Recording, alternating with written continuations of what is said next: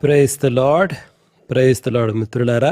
మన ప్రభువైన యేసుక్రీస్తు వారి నామంలో మీ అందరికీ వందనాలు తెలియజేస్తున్నాను. దేవుని మహా గొప్ప కృప, మరొక నూతన దినాన్ని దేవుడు మనకు అనుగ్రహించాడు. ఆయన యొక్క సన్నిధికి రావడానికి, ఆయన స్వరాన్ని వినడానికి, మన జీవితాలను సరిచేసుకోవడానికి దేవుడు మనకిచ్చినటువంటి గొప్ప తరుణాన్ని బట్టి దేవునికి వందనాలు తెలియజేస్తున్నాను. మిత్రులారా, మనం యాకోబు రాసినటువంటి పత్రిక 4వ అధ్యాయము 9వ వచనం వరకు ధ్యానం చేసుకున్నాము. ఈ ఎపిసోడ్లో 10వ వచనాన్ని మనము ధ్యానం చేసుకుందాం. యాకోబు రాసినటువంటి పత్రిక 4వ అధ్యాయము 10వ వచనం. ప్రభు దృష్టికి మిమ్మును మీరు తగ్గించుకొనుడి,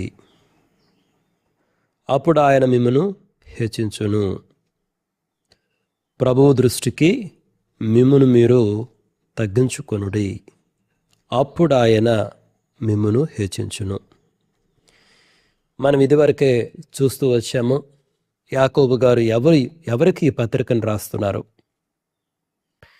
యాకోబు గారు ఏ సంఘాలలో అయితే యుద్ధాలు, పోట్లాటలు, అసూయలు, మత్సరాలు ఉన్నాయో, ఏ సంఘాలలో అయితే విశ్వాసులు దేవుని కన్నా లోకమును ఎక్కువగా ప్రేమిస్తున్నారో, అటువంటి వారికి ఈ పత్రికను వ్రాస్తూ ఉన్నాడు. ఈ 10వ వచనంలో ప్రభు దృష్టికి మిమ్మల్ని మీరు తగ్గించుకొనుడి, అప్పుడు ఆయన మిమ్మల్ని హెచ్చించునని ఆయన వ్రాయడం జరిగింది. మీరు గమనించారా? ప్రభు దృష్టికి మిమ్మల్ని మీరు తగ్గించుకొనుడి. ప్రభు దృష్టికి తగ్గించుకోవాలి, అంతేగాని మనుషుల దృష్టికి కాదు. మనుషులకు కనబడాలి అని చెప్పి వాళ్ళకి ఇష్టమైనటువంటి మాటలు మాట్లాడుతూ, వాళ్ళు మనలను పొగడాలని, గుర్తించాలని, అబ్బా చూడండి ఇతడు ఎంత తగ్గింపు స్వభావాన్ని కలిగి ఉన్నాడో, మనము ఇటువంటి చూస్తుంటాం కదా. ఫోటోగ్రాఫ్స్ కొరకు కొంతమంది చేస్తుంటారు. వాళ్ళు ఎవరికైనా ఏదన్నా దానం చేస్తూ ఉంటే ఒక ఫోటో తీయమని అడుగుతారు. నార్మల్గా ఫోటో తీయమని అడగటం వేరు, ఒక పబ్లిసిటీ కొరకు దాన్ని ఉపయోగించుకోవాలన్న ఉద్దేశంతో ఫోటో తీయమంటం వేరు. ప్రత్యేకంగా రాజకీయ నాయకులు పని చేస్తూ ఉంటారు. వారు ఏ మంచి పని చేసినా ఫొటోస్ కావాలి, ఎందుకంటే తర్వాత ఆ ఫొటోస్ని పబ్లిక్లో అడ్వర్టైజ్ చేయాలి కదా. కానీ ఇక్కడ యాకోబు గారు ఏం చెప్తున్నారంటే, మనం తగ్గించుకోవాల్సింది ప్రభు దృష్టికి. ప్రభువు దృష్టికి కానీ మనల్ని మనం తగ్గించుకుంటే అప్పుడు ఆయన మనలను హెచ్చిస్తాడు. మిత్రులారా, బైబిల్ గ్రంథంలో కొన్ని సూత్రాలు ఉన్నాయి. నేను ఎప్పుడు చెప్తూ ఉంటాను, దేవుడు పనిచేసేటువంటి సూత్రాలలో ఒక సూత్రం ఏంటంటే, ఆయన గర్విష్ఠులను ఎదురించును, దీనులకు కృపను ఇచ్చును. ఏ మనిషి అయితే కేవలము ప్రజల దృష్టికి, ప్రజల యొక్క గుర్తింపు పొందడానికి, మన్ననలు పొందడానికి తను తాను తగ్గించుకున్నట్టు యాక్ట్ చేస్తుంటాడో దానిని మనం వేషధారణ అంటాము. తప్పకుండా దేవుడు వారిని ఎదిరిస్తాడు. వారు ఒక ప్రమాదకరమైనటువంటి స్థితిలో ఉంటారు. చాలాసార్లు చాలామంది వాళ్ళు ఇతరులకు దానం చేసినా కానీ దానికి దురుద్దేశంతో చేసేటువంటి వాళ్ళు ఉన్నారు. ఏదో ఆశించి సహాయం చేసేవాళ్ళు ఉన్నారు, లేకపోతే వేరువేరు ఉద్దేశాలతోటి వేరువేరు, అది బయటకు క్రియలైతే చాలా మంచిగా ఉంటాయి, కానీ యాక్చువల్గా ఉద్దేశాలు అన్నటువంటివి సరిగ్గా ఉండకపోవచ్చు మిత్రులారా. అయితే యాకోబు గారు ఏం చెప్తున్నారంటే, ప్రభు దృష్టికి తగ్గించుకోండి. So when the lord looks at us, ఆయన మన ఇంటెన్షన్స్ను చూస్తాడు, మన హృదయ ఉద్దేశాలను చూస్తాడు, మన హృదయాంతరంగములను ఆయన పరిశీలిస్తాడు అన్నటువంటి విషయాన్ని మనం గమనించాలి. అయితే ఈ ప్రభు దృష్టికి తగ్గించుకొనుట అన్నటువంటిది అనేక రీతులుగా అది కనిపిస్తుంది. మన హృదయ ఉద్దేశాలలో కనిపిస్తుంది, మన మాటలలో కనిపిస్తుంది, మనం చేసేటువంటి క్రియలలో కూడా అది కనిపిస్తుంది. So what I'm going to do now is, ఇప్పుడు ఏం చేద్దామంటే బైబిల్ గ్రంథం నుంచి కొన్ని ఇల్లస్ట్రేషన్స్ని నేను మీ ముందుకు తీసుకొస్తాను. మొట్టమొదటిగా చూడండి, ఆది కాండము 18వ అధ్యాయానికి రండి. ఆది కాండం 18వ అధ్యాయంలో దేవునికి అబ్రాహామునకి మధ్య జరిగినటువంటి ఆ సంభాషణ ఉంటుంది. ఈ సొదొమ గొమొర్రా పట్టణాలలో జరుగుతున్నటువంటి ఆ కీడును చూడడానికి దేవుడే స్వయంగా ఆ పట్టణాలకు వెళ్ళడం జరిగింది. అయితే ఆ సందర్భంలో ఆ విషయాన్ని దేవుడు అబ్రాహాంతో పంచుకున్నప్పుడు, అబ్రాహాము ఆ పట్టణాలలో లోతు ఉన్నాడు కాబట్టి లోతు కొరకు అబ్రాహాము దేవునితో బ్రతిమలాడడం ప్రారంభించాడు. ఒక రకమైనటువంటి ప్రార్థన అన్నమాట. అయితే అబ్రహాము దేవునితో మాట్లాడేటప్పుడు అబ్రహాము మాటలను మనం గమనించాలి. అబ్రహాం మొదట అంటాడు, అయ్యా, ఒకవేళ ఆ పట్టణంలో 50 మంది నీతిమంతులు ఉంటే దుర్మార్గులతో కలిపి నీతిమంతులను కూడా నువ్వు నాశనం చేస్తావా? నీతిమంతులను దుష్టులతోటి సమముగా ఎంచుతావా? అది నీకు దూరమగునుగాక అని మాట్లాడుతూ ఉంటాడు. అప్పుడు దేవుడు అంటాడు, ఒకవేళ 50 మంది నీతిమంతులు ఆ పట్టణంలో ఉంటే నేను ఆ పట్టణాన్ని నాశనం చేయను, ఆ పట్టణాన్ని కాస్తాను, కాయుదును అన్నటువంటి పదం ఉపయోగిస్తాడు. అయితే అప్పుడు అబ్రహాం అంటాడు, ఒకవేళ 50 మంది కాకుండా 45 మందే ఉంటే, 45 మందే అని ప్రారంభించి తర్వాత 40 మందే ఉంటే, తర్వాత 30 మందే ఉంటే, తర్వాత 20 మందే ఉంటే, తర్వాత 10 మందే ఉంటే, ఈ రకంగా అబ్రహాము ఆ డిస్కషన్ కొనసాగిస్తాడనమాట. అయితే ఆ రకంగా అబ్రహాము దేవుణ్ణి ప్రార్థించే సమయంలో అబ్రహాము యొక్క మాటలు మనం జ్ఞాపకం చేసుకోవాలి. ఒకసారి చూడండి, ఆది కాండము 18వ అధ్యాయం 27వ వచనం చూడండి. అందుకు అబ్రహాము, ఇదిగో ధూళియు బూడిదయునైన నేను ప్రభువుతో మాటలాడ తెగించుచున్నాను. 10 మంది నీతిమంతులలో ఒకవేళ 5 తక్కువైతే, 5 తక్కువైనందున ఆ పట్టణమంతయు నాశనము చేయుదువా అని మరలా అడిగాను. అబ్రహాము మొదట 50 మంది గురించి అడిగాడు, ఒకవేళ 50 మంది ఉంటే నాశనం చేస్తావా అని. కానీ ఇప్పుడు ఆ 50ని 45కు తెస్తున్నాడు. అయితే తెచ్చే ఆ విధానంలో తనను తాను ఏ విధంగా దేవుని ఎదుట ప్రజెంట్ చేసుకుంటున్నాడో చూడండి. అబ్రహాం ఏమన్నాడు, ఇదిగో ధూళియు బూడిదయునైన నేను ప్రభువుతో మాటలాడ తెగించుచున్నాను. అబ్రహాము తనను తాను దేవుని ఎదుట ఏ విధంగా రిప్రజెంట్ చేసుకుంటున్నాడో చూడండి. నిజంగా మిత్రులారా, ప్రతి నరుడే కాదు, ఈ విశ్వమంతా దేవుని ఎదుట ఒక దుమ్ము కణవ లాంటిది, ధూళి లాంటిది, బూడిద లాంటిది. దేవుడు ఇటువంటి విశ్వములను ఎన్నైనా సృష్టించగలడు. గొప్పతనమంతా దేవునిది. దేవుని ఎదుట నిలువబడి మన గురించి మనం ఏం గొప్పలు చెప్పుకోగలము? అసలు చెప్పుకోవడానికి గొప్పలు ఏమైనా ఉన్నాయా? ఈ విషయం చెప్తున్నప్పుడు నాకు ఆ యొక్క పరిసయ్యుని ప్రార్థన గుర్తుకొస్తుంది. ఆ పరిసయ్యుడు ఏ రకంగా ప్రార్థన చేస్తాడు? అసలు దేవుని ఎదుట తగ్గించుకొనుట అన్నటువంటిది ఆ పరిసయ్యునిలో లేదు. మనం లూకాసు వార్త 18వ అధ్యాయంలో చూసాం. నేను దశమ భాగాలు ఇస్తున్నాను, నేను దొంగల్లాంటి కాను, నేను ఇటువంటి లాంటి వాడను కాను, ఆ సుంకరను చూపించి నేను ఈ సుంకర లాంటి వాడిని గాను అని అంటే, ఆ మాటల్లో ఆ పరిసయ్యుడు యాక్చువల్గా ఏం చేస్తున్నాడు? తనను తాను పొగుడుకుంటున్నాడు. నేను గొప్పవాడిని, ఇతరుల కంటే నేను చాలా శ్రేష్టమైనటువంటి వాడిని, నేను ఉన్నతమైనటువంటి వాడిని. ఒక్కొక్కసారి మనకు తెలియకుండానే ఇటువంటి ధోరణి మనలో కూడా ఉంటుంది. నేను ప్రార్థనాపరుడును, నేను బోధకుడను. ఈ పరిసయ్యుడు అంటే ఎవరు? ఎప్పుడు దేవాలయంలో ఉండేటటువంటి వాడే. నేను ఎప్పుడూ దేవాలయంలో ఉంటాను కదా, దేవునికి సంబంధించిన పనులు చేస్తాను కదా అని చెప్పి ఇతరుడు కంటే తన్ను తాను హెచ్చించుకోవడం ప్రారంభించాడు. కానీ సుంకరు గురించి ఆలోచన చేయండి. దూరంగా నిలబడ్డాడు. ఆకాశము వైపునకు చూచుటకు కూడా భయపడ్డాడు. ప్రార్థన చేస్తూ రొమ్ము కొట్టుకుంటూ ప్రార్థన చేశాడు.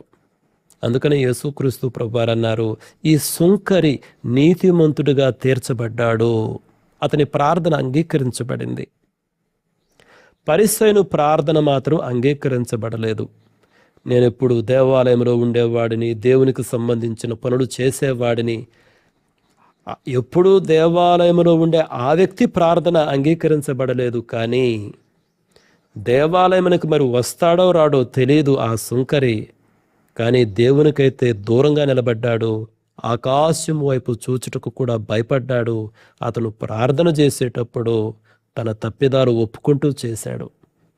దేవుడు అతన్ని నీతిమంతుడిగా తీర్చాడు. అంటే దేవుడు అతన్ని హెచ్చించాడు. అదే కదా ఇక్కడ యాకోబు గారు చెప్పడము, ప్రభువు దృష్టికి తగ్గించుకోండి, అప్పుడు ఆయన మిమ్మల్ని హెచ్చిస్తాడు. ప్రభు దృష్టికే మనం హెచ్చించుకుంటే ఎట్లా? నేను దేవుని దగ్గరకు పోయి నేను అలా లేను, ఇలా లేను, అన్ని సంవత్సరాలు సేవ చేశాను, ఇన్ని సంవత్సరాలు సేవ చేశానని ప్రభు దగ్గరే నేను గొప్పలు చెప్పుకుందనా? అబ్రహాము ఎటువంటి వ్యక్తి, ఎంత త్యాగపూరితమైనటువంటి వ్యక్తి, ఎంత విశ్వాసము కలిగినటువంటి వ్యక్తి. దేవుని పిలుపును బట్టి సొంత ఊరిని, సొంత ప్రజలను వదిలిపెట్టి వచ్చాడు. ఇప్పుడు అబ్రహాము దేవునితో మాట్లాడేటప్పుడు, నేను ఎవరినో తెలుసు కదయ్యా, ఒక్క మాట నువ్వు చెప్తే సొంత ఊరిని వదిలిపెట్టి వచ్చాను, ఏ దేశానికి నీవు నన్ను తీసుకెళ్తున్నావో నాకు తెలియకుండానే నేను వచ్చాను. అటువంటి వ్యక్తిని, నీ మాట విని వచ్చినటువంటి వ్యక్తిని ఇక్కడ నిలబడి అడుగుతున్నాను, ఒకవేళ 50 మంది ఉంటే నాశనం చేస్తావా అని అడగలేదు అబ్రహాము. దుమ్ము వంటి వాడను, ధూళి వంటి వాడను, బూడిద వంటి వాడను నేను, అయినా నీతో మాట్లాడుటకు తెగిస్తున్నాను అని తనను తాను ఎంతో తగ్గించుకొని మాట్లాడటం ప్రారంభించాడు. మిత్రులారా, దేవుని ఎదుట మనల్ని మనం హెచ్చించుకుంటున్నామంటే అది ప్రమాదకరమైన విషయము. ఒకవేళ పొరపాటున అలా చేస్తున్నామేమో, అందుకని మనము నిత్యము ప్రార్థన చేసుకోవాలి. ప్రభువా, ఒకవేళ తెలియక నన్ను నేను అహంకారిగా కనపరుచుకున్నానేమో, నన్ను నేను ఒక గర్విష్ఠిగా కనపరుచుకుంటున్నానేమో, నన్ను క్షమించు ప్రభు అని ప్రతి మనిషి, అది నేనైనా కానీ మీరైనా కానీ ఏ మనిషి అయినా కానీ ఆ విధంగా ప్రార్థన చేసుకోవడం మంచిది మిత్రులారా. ఎందుకంటే మనం మానవులం కదా, తెలియకుండానే అనేక రకాలైనటువంటి దోషాలు మనలో ఉంటాయి అన్నటువంటి విషయాన్ని మనం గమనించాలి. అందుకని ఆ 27వ వచనంలో అబ్రహాము, ఇదిగో ధూళియు బూడిదనైన నేను ప్రభువుతో మాట్లాడ తెగించుచున్నాను అన్నాడు. ఆ తర్వాత 30వ వచనం చూడండి, అతడు ప్రభువు కోపపడని ఎడల నేను మాట్లాడేదను. మళ్ళీ చూసారా, ప్రభువు కోపపడని ఎడల నేను మాట్లాడేదను. 32వ వచనం చూడండి, ప్రభువు కోపపడని ఎడల నేను ఇంకొక మారే మాట్లాడేదను. అంటే అబ్రహాము మాట్లాడే ఆ విధానం గమనించండి. ఈ రోజులో చాలామంది దేవుణ్ణి అంటే మాట్లాడే విధానం చాలా క్యాజువల్గా, మనం ఇంట్లో మన నాన్న డాడీ అని పిలుస్తాం కదా, ఈ మధ్య ఈ డాడీ గ్రూప్ ఎక్కువ వచ్చింది కదా. దేవుణ్ణి డాడీ డాడీ డాడీ డాడీ అని పిలవడం తప్పు అని నేను అంటలేదు మిత్రులారా. అయితే అసలు మన యాటిట్యూడ్ ఏంటి ఆ రకంగా పిలవడంలో? అంటే ఏమన్నా మనం ఒక కేర్లెస్నెస్ని ప్రదర్శిస్తున్నామా? మంచిదే, దేవునితో నాకు ఇంత దగ్గరి సంబంధం ఉంది అని ప్రకటించుకుంటూ డాడీ అని పిలవడం మంచిదే. కానీ ఆ పిలుపులో యాక్చువల్గా నువ్వు ఏం కనపరుస్తున్నావు అన్నటువంటిది మనల్ని మనం పరీక్షించుకోవాలి మిత్రులారా. ఒక క్యాజువల్ యాటిట్యూడ్ చూడండి, ఇది దేవుని ఎదుటికి వెళ్ళి తల వంచుకునట అన్నటువంటిది ఎలాంటిదంటే, ఒక రాజు ఎదుటికి వెళ్ళి సాష్టాంగ నమస్కారము చేయటువంటిది. మనము ప్రధానమంత్రి దగ్గరికి వెళ్ళినప్పుడు కానీ, ఒక చీఫ్ మినిస్టర్ దగ్గరికి వెళ్ళినప్పుడు కానీ ఎంతో జాగ్రత్తగా, ఎంతో అసలు ఏం మాట్లాడాలో అసలు మాటలు కూడా రావు మన నోటి వెంట. It's not so easy. మనం అంత కంఫర్టబుల్గా కూర్చోలేం. ఉదాహరణకి మీరు ఎవరైనా నా ఇంటికి వస్తే మనం ఎదురెదురుగా కూర్చుంటాం, చాలా కంఫర్టబుల్గా కూర్చుంటాం కదా. ఇప్పుడు మా ఇంటికి చాలామంది వస్తారు, మీరు వచ్చిన వాళ్ళు కంఫర్టబుల్ కూర్చుంటారు కదా, నేను కంఫర్టబుల్ కూర్చొని మాట్లాడతాను. అదే ఒక ప్రధానమంత్రి దగ్గరికి వెళితే ఆయన కూర్చుని ఉంటే, ఆయన నన్ను కూడా కూర్చోమంటే నేను కంఫర్టబుల్గా కూర్చుంటానా? లేదు, కొంచెం బెరుకుగానే కూర్చుంటాను, చాలా క్రమశిక్షణతో కూర్చుంటాను, కూర్చోనట్టు కూర్చుంటాను, అంతే కదా. అంటే అంత కంఫర్టబుల్గా కూర్చోలే మనం. ఎందుకంటే మన ఎదురు ఉన్నటువంటి వ్యక్తి యొక్క స్థాయి అది. కాబట్టి దేవుని యొక్క స్థాయిని మనం గుర్తించాలి మిత్రులారా. మనం ఏ రకంగా ప్రార్థన చేస్తున్నాం, ఏ రకంగా ఆరాధిస్తున్నాం, ఏ రకంగా పరిచయం చేస్తున్నాం, మన అనుదిన జీవితంలో దేవునితో మాట్లాడేటప్పుడు, ప్రార్థించేటప్పుడు ఎలా ఉన్నాము అని పరీక్షించుకోవటం మంచిది మిత్రులారా. అబ్రహాము విషయము మనం ఎంతైనా జ్ఞాపకం చేసుకుని అబ్రహాము నుంచి నేర్చుకోవాలి. అదేవిధంగా ఒకసారి దానియేలు గ్రంథం చూడండి. నెబుకద్నెజరు మహారాజు గురించి ఇదివరకు నేను చెప్పి ఉన్నాను. దానియేలు గ్రంథంలో 4వ అధ్యాయంలో, ఈ 4వ అధ్యాయంలో 30వ వచనం చూడండి. రాజు బబులోనును ఈ మహావిశాల పట్టణమున నా బలాధికారమును నా ప్రభావ ఘనతను కనుపరుచుటకై నా రాజధాని నగరముగా నేను కట్టించినది కాదా అని తనలో తాను అనుకొనెను.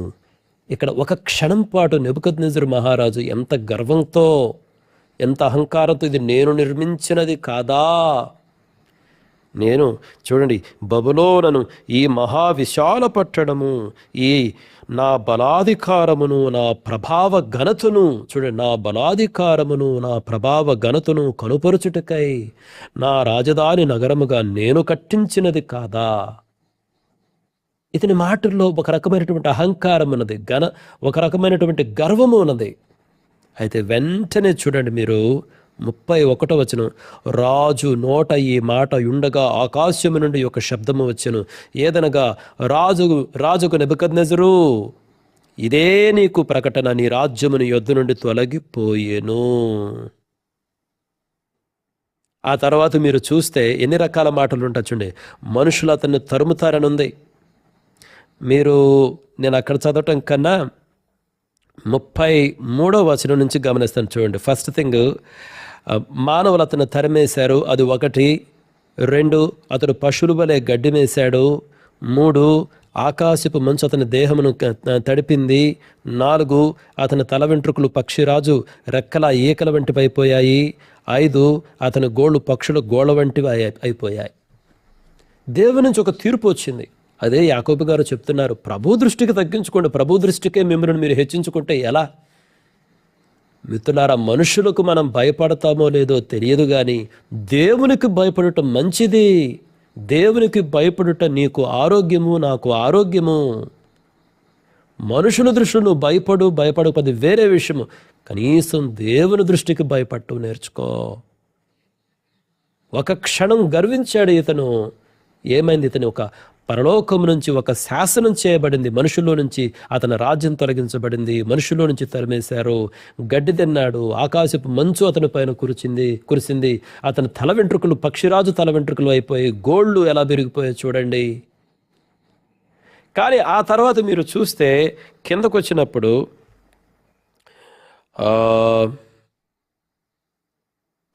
35వ వచనం చదువుతాను, లేదా 34వ వచనము. ఆ కాలము గడిచిన పిమ్మట నెబుకద్నెజరును నేను మరలా మానవ బుద్ధి గలవాడునై నా కళ్ళు ఆకాశము తట్టు ఎత్తి చిరంజీవియు సర్వోన్నతుడునగు దేవుని స్తోత్రము చేసి గణపరిచి స్తుతించితిని. ఇప్పుడేం చేశాడు? మరలా బుద్ధి వచ్చింది. బుద్ధి వచ్చిన తర్వాత అప్పుడు దేవుణ్ణి చూడు, చిరంజీవియు సర్వోన్నతుడగు దేవుని స్తోత్రము చేసి గణపరిచి స్తుతించితిని. ఆయన ఆధిపత్యము చిరకాలము వరకు, ఆయన రాజ్యము తరతరములు ఉన్నవి. ఎవరి ఆధిపత్యము, ఎవరి రాజ్యము తరతరాలు ఉంది? చూడండి 35. భూనివాసులందరూ ఆయన దృష్టికి ఎన్నికకు రానివారు. ఆయన పరలోక సేన ఎడలను భూనివాసుల ఎడలను తన చిత్తము చొప్పున జరిగించువాడు. ఆయన చేయి పట్టుకుని నీవేమి చేయుచున్నావని ఆయనతో చెప్పుటకు ఎవడునూ సమర్థుడు కాడు. ఆ సమయమందు నా బుద్ధి నాకు మరలా వచ్చెను. బుద్ధి వచ్చింది. మిత్రులారా, అది దేవుడు కనికరం గలవాడు. ఎంత కనికరం గలవాడో చూడండి. నెబుకద్నెజరు గర్వించినప్పుడు తగ్గించినటువంటి దేవుడే. అతడు మరలా పశ్చాత్తాపపడి దేవుని ఒప్పుకున్నప్పుడు, దేవుని ఒప్పుకోవడం అంటే మనమేందో దేవునికి లేనటువంటి దాన్ని మనం అట్రిబ్యూట్ చేయడం లేదు. అంటే దేవునికి లేనటువంటి ఘనతను, దేవునికి లేనటువంటి మహిమను మనం ఇవ్వడం లేదు మిత్రులారా. సత్యమును ప్రకటిస్తున్నాం. అది సత్యం. దేవుడు ఈ సమస్త విశ్వం పైన సర్వోన్నతుడు. ఆయన తన చిత్తాన్ని జరిగిస్తాడు. ఏ మానవుడు ఆయన ఎదుట తను తాను హెచ్చించుకున్నాడు. అది సత్యం. ఎప్పుడైతే నెబుకద్నెజరు మహారాజు తను తాను తగ్గించుకున్నాడో దేవుడు ఆయన్ని హెచ్చించాడు మిత్రులారా. కాబట్టి ఒక్క క్షణమైనను మనల్ని మనం హెచ్చించుకుంటే, అహంకారులుగా ఉంటే, గర్విష్ఠులుగా ఉంటే అది మనకే ప్రమాదం మిత్రులారా. ఇది రెండో విషయం. మూడో విషయం గమనించండి. యేసుక్రీస్తు ప్రభువారు తల్లిగారు గబ్రియేలు దేవదూత ఆవిడతో మాట్లాడినప్పుడు, మరియమ్మతో మాట్లాడినప్పుడు, మరియమ్మ యొక్క స్పందనల్లో రెండు విషయాలు నేను మీ ముందుకు తీసుకొస్తాను. మొట్టమొదటిది, ఆ యొక్క దేవదూత మాట్లాడినప్పుడు మరియ ఏమందో చూడండి. లూకాసు వార్త 1వ అధ్యాయం 38వ వచనము. అందుకు మరియ, ఇదిగో ప్రభు దాసురాలను, నీ మాట చొప్పున నాకు జరుగునుగాక అనెను. ప్రభు దాసురాలను, I'm a servant of the lord. నేను ప్రభు దాసురాలను. మనం ఎప్పుడూ ఈ మాటను మన నోటితో ఒప్పుకోవడం మంచిది. నేను ప్రభు దాసుడును, ప్రభువా నువ్వు నా యజమానుడివి, ప్రభువా నీవు నా రక్షకుడివి, నీవు నా దేవుడివి, నీ దాసుడినయ్యా, నీ బానిసనయ్యా, నీ సేవకుడినయ్యా, నీ సేవకురాలనే నడిచేటప్పుడు కూడా ఈ మాటలు చెప్పుకోవడం మంచిది మిత్రులారా. ఈ మాటలు చెప్పుకోవడం మంచిది. ఆ తర్వాత ఇంకొక వచనం చూడండి, 48వ వచనం చూడండి. అదే అధ్యాయంలో, నా ఆత్మ నా రక్షకుడైన దేవుని యందు ఆనందించెను. ఆవిడ ఎవరినో ఆనందిస్తుంది? దేవుని యందు ఆనందిస్తున్నానా? నా ఆత్మ నా రక్షకుడైన దేవుని యందు ఆనందిస్తుంది. అంతేగాని ఆహా నేనెంత భక్తిపర్రాలను చూడండి, ఇంతమంది స్త్రీలు ఉంటే దేవుడు నన్నే ఎన్నుకున్నాడు, ఆహా అందరూ నన్నే చూడండి, నన్ను చూసి నేర్చుకోండి తగ్గింపుతనం అంటే ఏంటో అని ఆవిడ తనను గురించి తాను ఆనందించటం లేదు. దేవుడు ఆవిడను ఎన్నుకున్నప్పటికీ ఆవిడ దేవుని యందే ఆనందిస్తుంది. దేవుడు ఆవిడని ఎన్నుకోవడం ఎంత గొప్ప విషయం అండి. ఆవిడ గర్భాన పుట్టడం చిన్న విషయమా? నాకు తెలిసి ఈ లోకంలో అనేక మంది దీవించబడతాం కదా, ఆ దేవులన్నింటిలోకి ఉన్నతమైనటువంటిదేమో ఆ దేవుని అనిపిస్తుంది. ఏందండి, లోకరక్షకుని దేవుని గర్భములో 9 నెలల పాటు మోయడము, తర్వాత ఆ పిల్లవానికి పాలివ్వడము, పెంచడము, ఈ లోకంలో అబ్బో నిజంగా అది చెప్పడానికి మాటలకు వర్ణించలేనటువంటి ఆశీర్వాదం అండి అది. కానీ ఆవిడంటుంది, నేను నా దేవుని యందు ఆనందిస్తాను. నన్ను నేను ప్రశ్నించుకోలే. ఓ ధనరాజు, నువ్వు దేన్ని బట్టి ఆనందిస్తున్నావు? ఆహా నాకున్న పరిచర్యను బట్టి, ఆహా నాకున్నటువంటి ఎడ్యుకేషన్ బట్టి, ఉద్యోగమును బట్టి, నాకున్న జీతమును బట్టి, నాకున్న కారును బట్టి. అంటే తెలియకుండానే మాటలు బయటకు బాగానే ఉండొచ్చు, కానీ లోపల నువ్వు దేన్ని బట్టి సంతోషిస్తున్నావు? మనలో ప్రతి ఒక్కరూ ఆలోచన చేసుకోవాలండి. కాబట్టి దేవుని ఎదుట తగ్గించుకోవడం అంటే దేనిని బట్టి నువ్వు ఆనందిస్తున్నావు?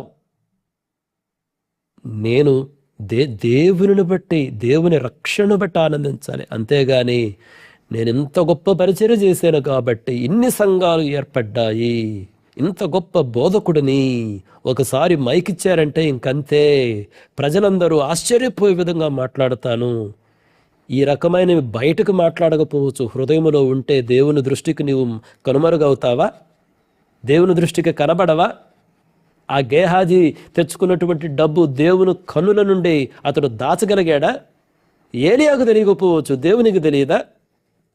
దేవుని కన్నులు అంతటా, ఈ భూలోకమంతటా చూస్తున్నాయి, మన హృదయాంతరంగంలో కూడా చూస్తున్నవి. కాబట్టి దేవునికి భయపడటం మంచిది మిత్రులారా. మనం ఈ యాటిట్యూడ్ కలిగి ఉండాలి. నేను దాసుడను, నేను సేవకుడను. యేసుక్రీస్తు ప్రభువారి విషయం చూడండి ఒకసారి. యోహాను సువార్త రండి 13వ అధ్యాయంలో. యోహాను సువార్త 13వ అధ్యాయానికి వస్తే ఎంత చక్కగా ఆయన చెప్తాడు చూడండి. యోహాను సువార్త 13వ అధ్యాయం 14-15 వచనాలు. ఈ 13వ అధ్యాయంలో ఏం జరిగిందంటే, యేసుక్రీస్తు ప్రభువారు శిష్యుల యొక్క పాదములను కడగడం జరిగింది. కడిగిన తర్వాత ఆయన ఈ మాటలు మాట్లాడతాడు. 13వ అధ్యాయము 14-15 వచనాలు చూడండి. కాబట్టి ప్రభువును బోధకుడునైన నేను మీ పాదములు కడిగిన ఎడల మీరును ఒకరి పాదములను ఒకరు కడుగవలసినదే. నేను మీకు చేసిన ప్రకారము మీరును చేయవలనని మీకు మాదిరిగా ఇలాగూ చేసి తిని. యాక్చువల్గా మీరు యూదుల యొక్క సంస్కృతి ఆలోచన చేస్తే, ఎవరైనా అతిథులు ఇంటికి వస్తే వాళ్ళ పాదాలు కడగడానికి కొన్ని గృహాలలో సేవకులు ఉంటారు. కాబట్టి అంటే ఆ ఇంట్లో పనిచేసేటువంటి సేవకులు వచ్చినటువంటి అతిథుల యొక్క పాదాలు కడుగుతారన్నమాట. ఆ సంస్కృతి ఉంది. అయితే ఇక్కడ యేసుక్రీస్తు ప్రభువారు తన శిష్యుల యొక్క పాదాలు కడుగుతున్నాడు. అంటే బోధకుడైన ఆయన, రక్షకుడైన ఆయన ఎంతగా వంగాడో చూడండి, ఏ రకమైన వినయమును ప్రదర్శించాడో చూడండి, ఏ రకమైన సేవను ఆయన చేశాడో చూడండి. దేవుడు వంగి, అసలు దేవుడు మానవుడిగా పుట్టడం మాత్రమే కాదు, మానవుడిగా పుట్టిన ఆయన ఇంకా ఎంతవరకు వంగాడంటే మనుషుల పాదముల చెంతకు వంగాడు ఆయన. అబ్బా, ఏమిటి ఆశ్చర్యం అనిపించడం లేదా? కాబట్టి అయితే ఆయన చెప్తున్నాడు, బోధకుడునైన నేను ఈ విధంగా చేశానంటే మీరు కూడా ఒకరికి ఒకరు ఈ విధంగా చేసుకోవాలి. కాబట్టి యేసుక్రీస్తు ప్రభువారు పాదములు కడగడంలో మనం నేర్చుకోవాల్సిన ఒక పాఠం ఏంటంటే వినయము, ఒక సేవకునిలాగా ఉండడము, ప్రజల యొక్క పాదముల చెంతకు వంగుట, ఆ స్థితికి మనము వెళ్ళి పరిచర్య చేయాలి. అంతేగాని ప్రజల నెత్తిపైన మనం కాళ్ళు పెట్టకూడదు, ప్రజల నెత్తిపైన మనం కాళ్ళు పెట్టకూడదు, కానీ మన చేతులు, మన శిరస్సు ప్రజల యొక్క పాదముల దగ్గరకు వెళ్ళాలి మిత్రులారా. అయితే యేసుక్రీస్తు ప్రభువారు పాదములు కడుగుటలో ఇంకా ఎన్నో ఉన్నాయి. ఉదాహరణకి మనం స్నానం చేస్తాం, స్నానం చేసినాక మనము అక్కడక్కడ తిరిగితే పాదాలు మరలా మురికవుతాయి కదా, పాదాలు మాత్రమే కడుక్కుంటాం, ఒళ్ళంతా కడుక్కొని అవసరం లేదు. యేసుక్రీస్తు ప్రభువారు ఆ విషయాన్ని చెప్తారు. అంటే మనం రక్షించబడినప్పటికీ, ప్రార్థనాపరుడుగా ఉన్నప్పటికీ మనకు తెలియకుండానే మనలో లోపాలు ఉంటాయి, దోషాలు ఉంటాయి, అపరాధములు ఉంటాయి. కాబట్టి ప్రతి దినము ప్రభు చెంతకు వచ్చి మన పాపములను ఒప్పుకొని ఆయన యొక్క రక్తములో కడుగుబడుట మనకు మంచిది. అది కూడా ఒక గొప్ప పాఠం మిత్రులారా. ఇక్కడ యేసుక్రీస్తు ప్రభువారు శిష్యుల యొక్క పాదాలు కడుగుతున్నాడు. ఆయన పాదాలు కడుక్కోవడం కాదు, అంటే ఇతరులకు మేలు చేస్తున్నాడు, ఇతరులను శుభ్రపరుస్తున్నాడు. అందులో నిజమైనటువంటి ప్రేమ ఉన్నది. మనము కేవలము మనల్ని మనం శుద్ధీకరించుకోవడమే కాదు, కానీ ఇతరులను కూడా మనం శుద్ధీకరించుటకు హృదయము కలిగినటువంటి వారమై ఉండాలి. వారి నిమిత్తం ప్రార్థన చేయాలి. ఉదాహరణకి మన సహవాసంలో ఎంతమంది ఉన్నాం కదా, మన సహవాసం ఇప్పుడు నేను ప్రార్థన చేసేటప్పుడు కేవలం నా కొరకే ప్రార్థన చేస్తున్నానా? ఈ సహవాసంలో ఉన్న ప్రతి ఒక్కరి కొరకు ప్రార్థన చేస్తున్నానా? కొంతమంది సహవాసంకి రావడం అనేది వారి కొరకు ప్రార్థన చేస్తున్నానా? నన్ను నేను పరిశోధించుకోవాలి. ఎవరు ఎక్కడ ఉన్నను ప్రతి ఒక్కరి కొరకు ప్రార్థన చేయటం బద్ధుడినై ఉన్నాను నేను. ఒక నిజమైన కాపరికి ఉండవలసిన లక్షణం అది. దేవుడు చూస్తుంటాడు, ఈ ధనరాజు ఏం చేస్తున్నాడు, ఈ ధనరాజు తన కొరకే ప్రార్థన చేసుకుంటున్నాడా, లేదా కేవలం తన సహవాసములకు వచ్చువారి కొరకే ప్రార్థన చేస్తున్నాడా? దేవుడు చూస్తుంటాడు. ఒక సేవకునిగా దేవుడు నన్ను పరీక్షిస్తుంటాడు. అందుకనే అందరి కొరకు, వారు ఎక్కడ ఉన్నను వారు దేవుని కొరకు నిలబడాలి, దేవునికి సాక్షులుగా ఉండాలి అని ప్రార్థన చేయుట నిజమైనటువంటి సేవకునికి లక్షణం మిత్రులారా. అయితే అంత మాత్రమే కాదు, యేసుక్రీస్తు ప్రభువారు మరొక మాట కూడా చెప్పారు 15వ వచనంలో, నేను మీకు చేసిన ప్రకారము మీరును చేయవలనని మీకు మాదిరిగా ఇలాగూ చేశాను. కాబట్టి యేసుక్రీస్తు ప్రభువారు పాదములు కడుగుట అన్నటువంటి ఒక మాదిరి. It's a model for every servant of the lord. ప్రతి సేవకునికి అదొక మాదిరి. అంటే ప్రతి ఒక్కరు ఆ విధంగా ఇతర ప్రజల యొక్క పాదములు ఎదుకు వంగి సేవ చేయబద్ధులమై ఉన్నాము. కాబట్టి యేసుక్రీస్తు ప్రభువారు శిష్యుల యొక్క పాదములు కడుగుట అన్నటువంటి దాంట్లో అనేక పాఠాలు ఉన్నాయి. అది వినయము, నిజమైన సేవ, ఆధ్యాత్మిక శుద్ధీకరణ, అది ప్రేమకు ప్రతీక, అదేవిధంగా ఇతరులకు మాదిరి. ఈ పాఠాలన్నీ ఉన్నాయి. ఇందులో ఏం కనిపిస్తుంది? తగ్గించుకున్నట్టు దేవుడే తనను తాను ఏ విధంగా తగ్గించుకున్నాడో చూడండి. ఒక మాదిరి ఆయన మనకు సెట్ చేశాడు. ఆఖరిగా మిత్రులారా, పౌలు గారు అన్నటువంటి ఒక మాట నేను చదువుతాను. పౌలు గారు కొరింథీయులకు రాసినటువంటి 2వ పత్రిక 12వ అధ్యాయానికి రండి. ఒక చక్కటి మాట అంటాడు. ఆయన తనలో ఉన్నటువంటి ముళ్ళు గురించి మాట్లాడుతూ ఆ సందర్భంలో ఆయన అన్నటువంటి మాట చూడండి. 9వ వచనము, అందుకు నా కృప నీకు చాలును, బలహీనత యందు నా శక్తి పరిపూర్ణమగుచున్నదని ఆయన నాతో చెప్పెను. చూడండి, బలహీనత యందు ఆయన శక్తి పరిపూర్ణమవుతుందంట. కాగా యేసు క్రీస్తు శక్తి నా మీద నిలిచియుట నిమిత్తము విశేషముగా నా బలహీనతలు ఎందే బహు సంతోషముగా అతిశయపడుదును. అంటే ఏం చెప్తున్నాడు? ఎందుకు నా బలహీనతలు ఎందే నేను ఎక్కువగా సంతోషిస్తున్నానంటే దేవుని పైన ఆధారపడతాను. దేవుడు తన కృపనిస్తాడు, తన ఆత్మ ద్వారా తన కార్యాన్ని జరిగిస్తాడు. అందుకనే కదా బైబిల్ గ్రంథం పదే చెప్తుంది, ఇది శక్తి చేత కాదు, బలము చేత కాదు, కానీ నా ఆత్మ చేతనే. నేను ఇందాక చెప్పాను కదా, బైబిల్లో కొన్ని సూత్రాలు ఉన్నాయి మిత్రులారా. ఒక సూత్రమేమో దేవుడు అహంకారులను ఎదిరించును, దీనులకు కృపనిచ్చును. అదొక సూత్రం. మనం ఎప్పుడు దాన్ని గుర్తుపెట్టుకోవాలి. ఎప్పుడు అహంకారిగా గర్విష్ఠగా మన మాటలు కానీ, యాటిట్యూడ్ కానీ, ప్రవర్తన కానీ ఉండకూడదు. అదొక సూత్రం, ఎవ్వరూ మార్చలేరు. చూడండి, అహంకారిగా ఉంటే దేవుడు ఎదిరిస్తాడు, దేవుడు మనకు వ్యతిరేకే. రెండోది ఇంకొక సూత్రం ఉంది మిత్రులారా. ఆ సూత్రం ఏందో తెలుసా? ఇది శక్తి చేత కాదు, బలము చేత కాదు, ఆత్మ చేతనే. మన శక్తి చేత, మన బలము చేత మనము దేవుని రాజ్యమును నిర్మించలేము, దేవుని పొలములో పనిచేయలేము. ఆయన ఆత్మ కావాలి, ఆయన కృప కావాలి. అదే ఎగ్జాక్ట్గా ఇక్కడ పౌలు గారు చెప్తున్నారు. నా బలహీనతని అందే నేను బహుగా సంతోషిస్తాను. ఎందుకు? నా బలహీనతలో ఆయన కృప పరిపూర్ణమవుతుంది. ఆయన తన ఆత్మ ద్వారా కార్యం చేస్తాడు. అంతేగాని నేను పౌలు గారికి చెప్పుకోవలసినటువంటి ఘనతలు చాలా ఉన్నాయి. ఒకసారి చెప్తాడు రోమిలకు రాసిన పత్రికలు ఆ విషయాలన్నీ. కానీ వాటన్నిటిని బట్టి దేవుని క్రియ జరగదు, దేవుని రాజ్యం నిర్మించబడదు. దేవుని ఆత్మ ద్వారా మాత్రమే, దేవుని శక్తి చేత మాత్రమే. అందుకనే పాత నిబంధన గ్రంథములో బలిపీఠము కట్టే ఒక మాదిరి ఉన్నది. బలిపీఠము కట్టేటప్పుడు ఎవరైనా సరే న్యాచురల్గా ప్రకృతిలో లభించినటువంటి రాళ్ళు మాత్రమే ఉపయోగించాలి, కానీ ఆ రాతిని చెక్కడానికి ప్రయత్నం చేయకూడదు. చెక్కుట అంటే మనిషిని యొక్క పని పడింది. మనిషి పని పడినటువంటి రాయి బలిపీఠము కట్టుటకు పనికిరానటువంటి రాయి. అది పనికిరాదు ఇంకా. అందుకే నేను చాలాసార్లు చెప్తుంటాను కదా, సంఘము అన్నటువంటిది యేసుక్రీస్తు ప్రభువారు అంటారు కదా, నా సంఘము నేను కడతాను, పాతాళ లోకపు ద్వారములు దాని ఎదుట నిలువనేరవు. సంఘమును కట్టేది యేసుక్రీస్తు ప్రభువారు, అంతేగాని నేను కాదు. ధనరాజు సంఘాన్ని కట్టడం. ఇప్పుడు మా ఇంట్లో పరిచర్య జరుగుతుంది, అక్కడక్కడ పరిచర్య ప్రారంభమైంది. ఏ కారణము చేతనైనను సరే ధనరాజు ఒక నిమిషమైనను ఇది నా వలన జరిగింది అనుకుంటే అది అతనికి ప్రమాదం, అతనికి పెను ప్రమాదం. సంఘాన్ని కట్టడానికి నువ్వెవరు? నువ్వు రక్షకుడువా? నువ్వేమైనా ప్రజల కొరకు చనిపోయావా? నిన్ను నువ్వే రక్షించుకోలేవు, నన్ను నేనే రక్షించుకోలేను. నేనే ఒక పాపిని, అనేకమైనటువంటి బలహీనతలతో బాధపడుతున్నటువంటి వాడిని. నేను రక్షకుడును కాదు, నేను సంఘమును కట్టలేను. అందుకనే రోజు నా నోటితో నేను ఒప్పుకోవాలి, ప్రభా సంఘమును కట్టువాడవు నీవు, నీ సంఘం ఇది, నువ్వే కట్టు. నేను కేవలము దాసుడును. బాప్తిస్మిచ్చి యోహాన్ అంటాడు కదా, ఆయన హెచ్చవలసి ఉన్నది, నేను తగ్గవలసి ఉన్నది. ఆయన చెప్పులు వారు విప్పుటకు కూడా నేను అర్హుడను కాను. శిష్యులు అంటారు, అయ్యా అందరూ ఆయన దగ్గరకు పోతున్నారు, నీ దగ్గరికి రావడం లేదంట. ఆ సందర్భంలో బాప్తిస్మిచ్చి యోహాన్ అంటాడు, నేను కేవలము ఆయన మార్గము సరళము చే ఒక దూతను మాత్రమే. మిత్రులారా, మనం ఎవరమి? కేవలము ఒక చీపురు పట్టుకొని కసుగొట్టి రాజు వస్తుంటే ఆ రహదారిని సిద్ధం చేసే సేవకులము. రక్షించువాడు యేసుక్రీస్తు ప్రభువారు. చాలాసార్లు మనము నేనే రక్షకునిగా నేను యాక్ట్ చేస్తుంటాను. అది సమస్య మనతోటి, సేవకులతోటి మనతో సమస్య ఏంటంటే నేనే రక్షకుణ్ణి, నేనే ప్రజలను రక్షిస్తానన్నట్టు ప్రవర్తిస్తాం మనం. నేను రక్షకుణ్ణి కాదు. ఈ విషయం అనేకసార్లు నేను మీకు చెప్తూ వచ్చాను. ఇక్కడ కూడా, ఇంట్లో కూడా బైబిల్ స్టడీస్లో చెప్తూ ఉంటాను. ఓ ధనరాజు, నువ్వు రక్షకుడు కాదు, యేసుక్రీస్తు ప్రభువారు రక్షకుడు. ఆయన మార్గం సరళం చేసి నువ్వు ప్రక్కకు రా, ఆయన వచ్చి కార్యం జరిగిస్తాడు. కాబట్టి మిత్రులారా, నేను ముగిస్తున్నాను. ఈ విషయాలని గమనించండి. ప్రభు దృష్టికి మనం ఎలా ఉన్నాము? మనం ఎన్నో చేయొచ్చు, ఎన్ని ప్రసంగాలైనా నేను చేయొచ్చు. ఈరోజు ఉదయం ఎంత మంచి ప్రసంగం చేశాను, కానీ ఉపయోగం లేదు. ప్రభు దృష్టికి నేను ఏ విధముగా ఉన్నాను? ప్రభు దృష్టికి నేను అంగీకారముగా ఉంటే ఈ ప్రసంగము మంచి ప్రసంగము. కాబట్టి మిత్రులారా, ప్రభు దృష్టికి తగ్గించుకున్నట్టు నేర్చుకుందాము.